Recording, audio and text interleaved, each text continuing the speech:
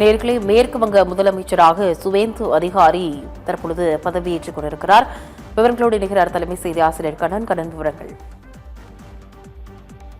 மேற்கு வங்க மாநிலத்தின் புதிய முதலமைச்சராக சுவேந்து அதிகாரி பதவியேற்றிருக்கிறார். அவருக்கு ஆளுநர் RN ரவி பதவி பிரமாணம் செய்து வைத்ததும் அவர் பிரதமர் நரேந்திர மோடி மற்றும் அமித்ஷா, JP நட்டா உள்ளிட்ட அந்த கட்சியின் முக்கிய தலைவர்களிடம் அவர் வாழ்த்து பெற்ற அந்த காட்சியை இப்போது நாம் பார்த்துக் கொண்டிருக்கிறோம். மேற்கு வங்க மாநிலத்தில் 15 ஆண்டுகளாக முதலமைச்சராக பொறுப்பு வகித்த மம்தா பானர்ஜியை தோற்கடித்து 200க்கும் மேற்பட்ட இடங்களில் பாரதிய ஜனதா கட்சி வெற்றி பெற்று ஆட்சி பொறுப்பை கைப்பற்றி இருக்கிறது. இதனால் 15 ஆண்டுகால மம்தா பானர்ஜியின் ஆட்சி முடிவுக்கு வருகிறது. முதன்முறையாக மேற்கு வங்க மாநிலத்தில் 25 ஆண்டுகள் அங்கு கம்யூனிஸ்ட்களின் கோட்டையாக இருந்த மேற்கு வங்க மாநிலத்தை கம்யூனிஸ்ட்களின் கோட்டையை தகர்த்து அங்கு மம்தா பானர்ஜி முதலமைச்சராக பொறுப்பேற்றார். அதன் பின்னர் இப்போது மம்தா பானர்ஜியின் அரசை மாற்றி மேற்கு வங்க முதலமைச்சராக அந்த கட்சியிலேயே முக்கிய பொறுப்பில் 2006 வரை இருந்த சுவேந்து அதிகாரி இன்று முதலமைச்சர் வேட்பாளராக போட்டியிட்டு மம்தா பானர்ஜியை தோற்கடித்து இப்போது மேற்கு வங்க மாநில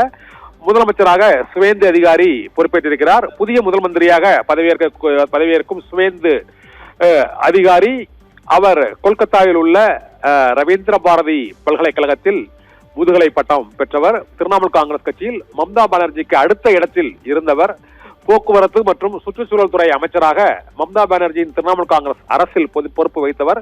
கடந்த 2020ஆம் ஆண்டு அவர் பாரதிய ஜனதா கட்சியில் சேர்ந்து 2021ஆம் ஆண்டு சட்டசபை தேர்தலில் நந்திகிராம் தொகுதியில் அவர் மம்தா பானர்ஜியை தோற்கடித்தார். அதன் பின்னர் எதிர்க்கட்சி தலைவராகவும் அதிரடியாக அவர் செயல்பட்டு பல்வேறு போராட்டங்களை நடத்தி மேற்கு வங்க மாநிலத்தில் பாரதிய ஜனதா கட்சியின் முக்கிய தலைவராக உருவெடுத்து இன்று அவர் முதலமைச்சராக பொறுப்பேற்று இருக்கிறார். மேற்கு வங்க மாநிலத்தின் புதிய முதலமைச்சராக சுவேந்து அதிகாரி இன்று பொறுப்பேற்றிருக்கிறார். தமிழகத்தோடு 5 மாநிலங்களுக்கான தேர்தல் நடைபெற்றது. மேற்கு வங்கம், அசாம், கேரளம், புதுவை, தமிழ்நாடு ஆகிய 5 மாநிலங்களுக்கான தேர்தல் நடைபெற்றதில் மேற்கு வங்க மாநிலத்தில் பாரதிய ஜனதா கட்சி மிக பெரும் வெற்றியை பெற்று அங்கு சுவேந்து அதிகாரி அங்கு முதலமைச்சராக அவர் தேர்வு செய்யப்பட்டார். நேற்று நடைபெற்ற அந்த சட்டமன்ற உறுப்பினர்கள் கூட்டத்தில் அவர் தேர்ந்தெடுக்கப்பட்டார்.